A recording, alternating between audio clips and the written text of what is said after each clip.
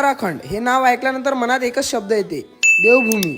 तिथे जायचे स्वप्न मी लहानपणापासून पाहत तर होतोच, पण ते स्वप्न काही लवकर पूर्ण झालं नाही.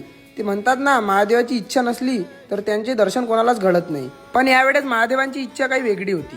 ते म्हणतात ना, अगर तुम किसी चीज को शिद्दत से चाहो तो पूरी कायनात उसे तुम्हें मिलाने में लग जाती है. हे तसाच काही प्रकार झाला माझ्यासोबत. फोनची बेल वाजली, पाहतो तर बाबाचा कॉल होता. उचलून बोललो तर बाबा बोलले की यावेळेस आपण उत्तराखंडमधील 4 धाम यात्रा करू.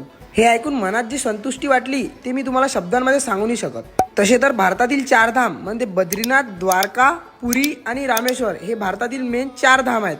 पण उत्तराखंड म्हणजेच देवभूमी, इथे पण छोटे 4 धाम आहेत. या 4 धाम मध्ये यमुनोत्री, गंगोत्री, केदारनाथ आणि बद्रीनाथ असे हे 4 धाम येतात. आणि या 4 धाम यात्रेवर आम्ही आता जाणार होतो. मनात खूप काही निगेटिव्ह विचार येत होते. कोणी काय सांगत होतं तर कोणी काय, पण मी यावेळेस बोललो अब जाना है तो जाना ही है. तर जय श्रीराम मित्रांनो, मी कौस्तुभ स्वागत करतो तुमचं आपल्या फर्स्ट ट्रॅव्हल सिरीजच्या पहिल्या पार्टमध्ये. तिथं जाण्यासाठी तुम्हाला भरपूर काही ऑप्शन मिळतील आणि त्यामधलं एक ऑप्शन म्हणजे ट्रेन, सर्वात अफोर्डेबल आणि सेफ ऑप्शन, आणि तेच आम्ही ठरवलं.